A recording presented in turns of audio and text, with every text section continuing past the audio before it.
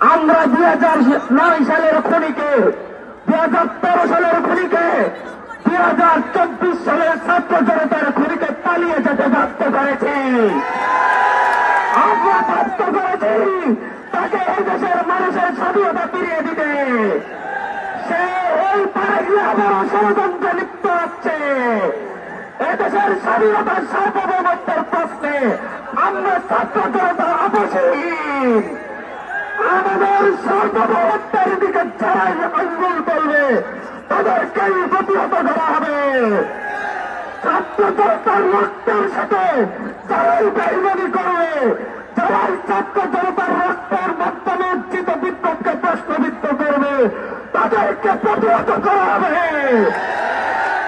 আমরা বলে দিতে চাই, আর কোন ষড়যন্ত্র নয়। এদেশের দেশপ্রেমিক ছাত্র জনতা রাজপথে আছে, রাজপথেই ষড়যন্ত্রকারীদের মোকাবিলা করা হবে। আর কোন ষড়যন্ত্র, আর কোন দেশব্যক্তি ষড়যন্ত্র, আর কোন আগ্রাসনের ষড়যন্ত্র এদেশে চলতে দেওয়া হবে না।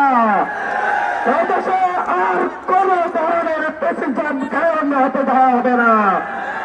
আমাদের ভাইয়েরা রক্ত দিয়েছে, আমরা আবারও রক্ত দিব যদি আর কোন প্রেসিডেন্ট কায়েমের চেষ্টা করায়।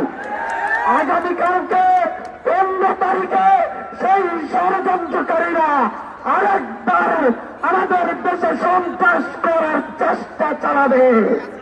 আমরা কি প্রস্তুত? আমরা কি প্রতিহত করব? আমরা কি ফিরিয়াছিলাকে প্রতিহত করব? ফাঁসির ফাঁসির ফাঁসির চাই, ফাঁসির ফাঁসির ফাঁসির চাই, ফিরিয়াছিলার ফাঁসির চাই, ফিরিয়াছিলার বিরুদ্ধে ফাঁসির ফাঁসির ফাঁসির চাই। ধন্যবাদ সবাই।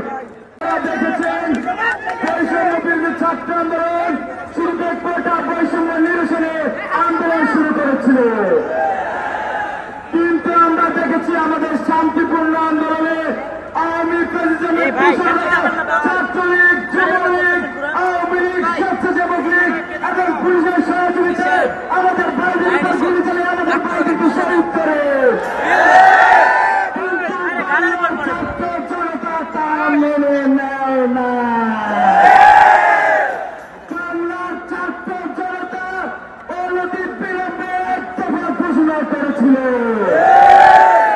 সারা বাংলার ছাত্র জনতা নেমে এসে খুনি হাসিনাকে তার গদি থেকে নামাতে বাধ্য করে, কিন্তু সেখানে শেষ নয়। আমরা দেখেছি এই দোসররা এখনো আমাদের বিরুদ্ধে ষড়যন্ত্র চলমান রেখেছে। আমরা কি তাদের ষড়যন্ত্রকে সফলতা দেব?